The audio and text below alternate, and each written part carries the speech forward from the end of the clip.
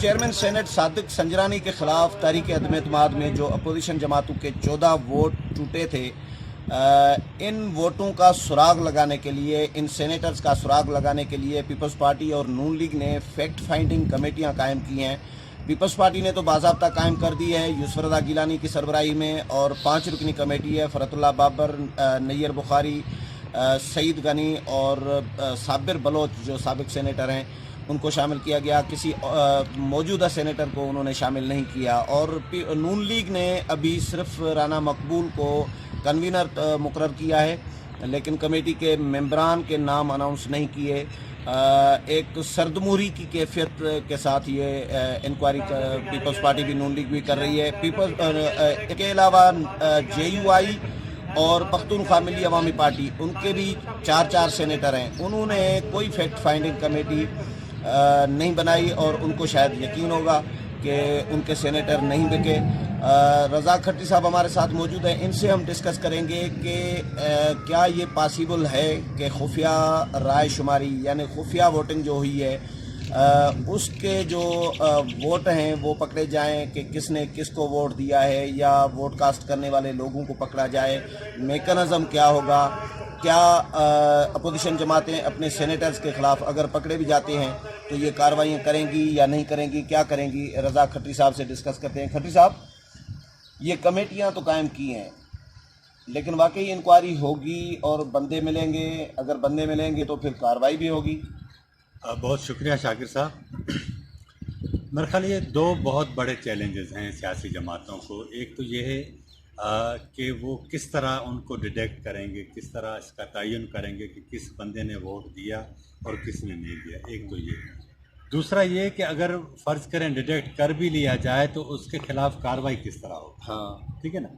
اب اس کی ایک چھوٹی سی مثال میں آپ کو بتاؤں کہ بابر اعوان صاحب جو تھے، جنہوں نے ابھی PTI جوائن نہیں کی تھی، لیکن آپ کو یاد ہوگا کہ پیپلز پارٹی میں ہوتے ہوئے ہی انہوں نے عمران خان صاحب کے ساتھ ملاقاتیں شروع ہو گئیں،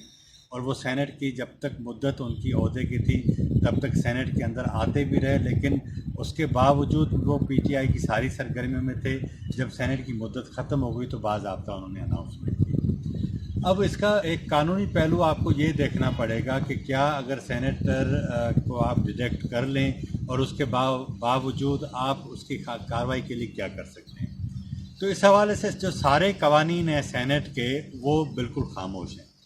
ایک تو یہ کہ جو فلور کراسنگ کا قانون ہے وہ صرف 2 مواقع پر لاگو ہوتا ہے۔ ایک قومی اسمبلی میں جب وزیر اعظم کا انتخاب ہو رہا ہوتا ہے، اس وقت اس کے اندر واضح ایک ڈویژن ہوتی ہے کہ جو وزیر اعظم کے امیدوار کو ووٹ دینے جا رہے ہوتے ہیں وہ اسپیکر کی جو رائٹ سائڈ ہے اس طرف جا رہے ہوتے ہیں، اور جو اس کے خلاف ووٹ دینے جا رہے ہوتے ہیں وہ دوسری طرف جا رہے ہوتے ہیں۔ صحیح۔ اور اسی طرح جب آئینی ترمیم ہوتی ہے تو بھی اسپیکر کی رائٹ سائڈ پہ آئینی ترمیم کے حق میں ڈویژن ہوتی ہے، اور اگر اس آئینی ترمیم کے خلاف ووٹ جانا ہوتا ہے تو اسپیکر کی جو لیفٹ سائڈ ہے اس کی طرف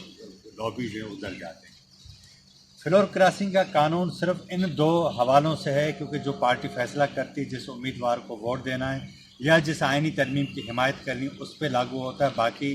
اور کسی کا قانون کے حوالے سے کوئی بھی لاگو نہیں ہوتا۔ تو ہم یہاں آتے ہیں، چیئرمین سینٹ کے انتخاب میں کوئی فلور کراسنگ کا قانون اس لیے نہیں ہے کیونکہ اس کی خفیہ بیلٹنگ ہے، اور خفیہ بیلٹنگ جہاں بھی ہوتی ہے وہاں فلور کراسنگ کا قانون لاگو نہیں ہوتا۔ تو اس سلسلے میں آپ کو یہ بتاتا چلوں کہ یہ سیاسی جماعتوں نے میرا خیال ہے کہ اپنی فیس سیونگ کے لیے ایسا کیا ہے۔ اب یہ آپ دیکھیں نا کہ JUI کی 4 جو سینیٹرز ہیں، اور اسی طرح پختونخوا ملی عوامی پارٹی کے 4 سینیٹرز ہیں، لیکن ان دونوں جماعتوں نے اپنے طرف سے کوئی فیکٹ فائنڈنگ کمیٹی نہیں بنائی۔ پختونخوا ملی عوامی پارٹی کی جانب سے تو ہم کہہ سکتے ہیں کہ بھائی انہوں نے ٹھیک ہے، ان کے 4 سینیٹرز نے ووٹ تو دے دیا ہوگا اپنی پارٹی کی پالیسی کے تحت، لیکن JUI کے حوالے سے جو ابھی تک باتیں سامنے آ رہی ہیں اس سلسلے میں اس میں کافی جو ہے وہ شکوک بڑھتے جا رہے ہیں، خصوصاً حاصل بزنجو کے حوالے سے، کہ کہا جاتا ہے کہ ان کو وہ جو نظریاتی جو ٹکراؤ ہے حاصل بزنجو کے ساتھ، لیفٹ ونگ اور رائٹ ونگ والا، تو اس میں کہا جا رہا ہے کہ انہوں نے ان کو ووٹ نہیں کیا، کیونکہ مجھے یاد ہے 2015 میں جب 2015 میں نہیں سوری جب رضا ربانی 15 میں بنے تھے، نہیں پہلے بنے تھے، 12 میں بنے تھے رضا ربانی، رضا ربانی جب بہرحال چیئرمین سینٹ بن رہے تھے اس وقت مولانا 2015 ہاں مولانا عبدالغفور حیدری 2015 میں مولانا عبدالغفور حیدری ڈپٹی چیئرمین بن رہے تھے. تو رضا ربانی کی جب اور دونوں اپوزیشن کے تھے یعنی پیپلز پارٹی نون لیگ یہ ساری آپس میں مکس تھے. تو ایک امیدوار جو رضا ربانی تھے ان کو ووٹ زیادہ پڑے تھے, مولانا عبدالغفور حیدری کو کم پڑے تھے. اور جو کم ووٹ پڑے تھے اس وقت ان کے لیے اس وقت ہم نے یہ سنا تھا, کہا جا رہا تھا کہ وہ حاصل بزنجو نے بھی نہیں دیا تھا مولانا عبدالغفور حیدری کو, اسی لیے کیونکہ حاصل بزنجو لیفٹسٹ ہیں اور مولانا عبدالغفور حیدری رائٹسٹ ہیں, ظاہر ہے مذہبی عالم ہیں. تو اب جے یو آئی نے شاید اپنا بدلہ لے لیا ہو. ہاں نہیں آپ کی بات لیکن ٹھیک یہ نہیں کہا جا سکتا کہ ہاں انہوں نے- لیکن ہاں، جب تک تصدیق نہیں ہوتی. یہ آپ کی بات تو ٹھیک ہے, لیکن جے یو آئی کے اندر بھی جو مجھے لگتا ہے, میرا اندازہ ہے, ممکن ہے میں غلط ہوں, اس میں ایک ووٹ جو ہے وہ تو مقصد یہ کہ وہ دوسری طرف کے کہنے کے حوالے سے گیا ہوگا, لیکن جو 3 ووٹ ہیں وہ پیورلی مذہبی ہیں. اور وہ اسی حوالے سے کیونکہ میری جو ابھی تک انفارمیشن ہے کہ جو بھی اپوزیشن کے رہنماؤں کی طرف سے جو کھانوں کی دعوتیں ہوتی رہیں پرتکلف کھانوں کی, اس میں مختلف نوعیت کی جو باتیں ہوتی رہیں, اس میں ایک جے یو آئی کے جو سینیٹرز ہیں ان کی طرف سے یہ ایک مطالبہ بھی اس طرح کا آتا رہا کہ حاصل وزن جو بلا قرآن کی کوئی ایک آیت بھی پڑھ کے بتائیں. تو میرا اندازہ ہے کہ شاید وہ کیونکہ اس کو اس مسلمانی کے دائرے میں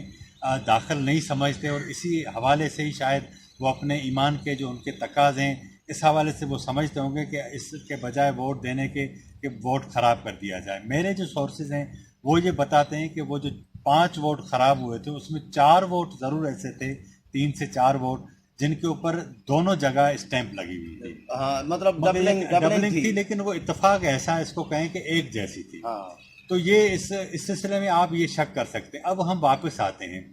کل پیپلز پارٹی اپنی فیکٹ فائنڈنگ کمیٹی کا جو اجلاس کرنے جا رہی ہے,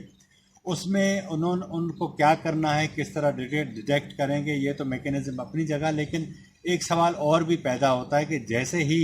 آپ کو یاد ہوگا 1 اگست کو یہ رزلٹ آیا صادق سنجرانی کے خلاف تحریک عدم اعتماد ناکام ہوئی, تو ایک فوری طور پر واٹس ایپ پر, فیس بک پر یا ٹویٹر پر ایک لسٹ چلنا شروع ہو گئی تھی. اس کا مطلب یہ کہ جو وہ کہتے ہیں کہ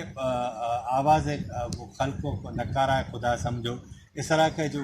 وہ کہاوت ہے, اس میں بہت ساری چیزیں مجھے لگتا ہے کہ درست ہیں. جو نام ہے اس میں آدھے سے زیادہ نام درست ہیں. اس کا سبب یہی ہے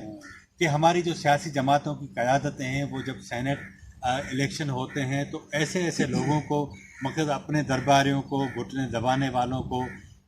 پنڈی کی سفارش پہ یا اور دیگر جو ہمارے اس ملک میں جو طاقتور ادارے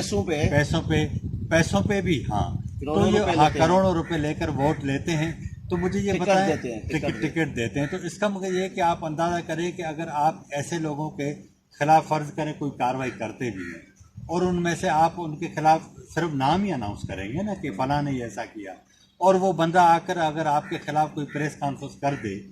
کہے کہ میں نے اتنے پیسے دیے تھے, تو مجھے بتائیں کہ آپ کے منہ میں کیا رہے گا اس قیادت کے. تو میرا ذاتی اندازہ یہ کہ یہ زیادہ سے زیادہ فیس سیونگ کے لیے یہ ساری کمیٹیز بنائی گئی ہیں اور ان کے خلاف زیادہ کوئی کارروائی نہیں ہو سکتی. لیکن اس ساری صورتحال نے ایک نئی بات ضرور پیدا کر دی ہے کہ اپوزیشن کے اندر سے دراڑ پیدا ہو گئی. خود مسلم لیگ نون کے رہنما خواجہ آصف ہیں, وہ ایک انٹرویو میں اس کا برملا اظہار بھی کر چکے ہیں, اور انہوں نے کہا کہ ہمارے ساتھ دھوکہ ہوا اور پیپلز پارٹی کے لوگوں نے یہ سارا کام تو کیا, لیکن وہ کہتے ہیں کہ یہ لیڈرشپ کی جو ہے وہ فیصلے کے تحت ہوا ہے تاکہ جو ہے وہ کوئی نیب کے اندر جو ہے وہ کوئی ان کو ریلیف مل سکے. لیکن میری جو اطلاعات ہیں, جس طرح میں نے آپ کو ایک پروگرام میں پہلے بھی کہا تھا کہ ان کو سندھ حکومت کی طرف سے تھریٹ تھا کہ ممکن ہے سندھ حکومت کی طرف سے کوئی ان کی حکومت کو کوئی تھریٹ ہو, حکومت چلی جائے سندھ کی. آپ کو یاد ہوگا کہ ابھی 2 دن پہلے لاڑکانہ میں بلاول بھٹو زرداری نے یہ بات بھی کہی کہ اگر ہماری حکومت ختم بھی ہو جاتی ہے تو ہم دوبارہ منتخب ہو کر آ جائیں گے. تو اس طرح کی صورتحال ہے, لیکن یہ کہ اس کے لیے آپ تھوڑا دن انتظار کرنا پڑے گا. آپ کو اندازہ ہو جائے گا کہ یہ انفرادی طور پر ڈویژن ہوئی ہے, لوگ ٹوٹے ہیں, بغاوت ہوئی ہے, یا جو ہے وہ جماعتی سطح پر ہوئی. چلیں, بہت شکریہ کھٹری صاحب. ویورز, کھٹری صاحب کی رائے آپ نے سنی, اور یہ واقعی یہ بہت بڑا سوال بھی ہے اور امپاسبل بھی ہے کہ خفیہ رائے شماری میں جن لوگوں نے ووٹ دیا، ووٹ پر تو کوئی کسی کا نام لکھا ہوا ہوتا نہیں ہے، سیریل نمبر بھی سچ نہیں ہوتا، تو کیسے پتہ چلے گا کہ کس نے کس کو ووٹ دیا ہے؟ ایک تو مشکل ہوگا سیاسی جماعتوں کے لیے لوگوں کا تعین کرنا کہ اس سینیٹر نے ووٹ نہیں دیا، اور اگر تعین کیا بھی جاتا ہے کسی نہ کسی طریقے سے، کوئی میکانزم اگر تیار کیا جاتا ہے، تو اس کے بعد جو کارروائی ہوگی ان اپنے سینیٹرز کے خلاف، یہ بڑا سوال ہوگا کہ یہ سیاسی جماعتیں نون لیگ ہو، پی پی ہو، جے یو آئی ہو، پختونخوا ملی عوامی پارٹی ہو، یہ اپنے سینیٹرز کے خلاف کارروائی کریں گی یا نہیں کریں گی، ان کو کیسے بدنام کریں گی کارروائی کر کے، یہ بہت بڑا سوالیہ نشان ہوگا۔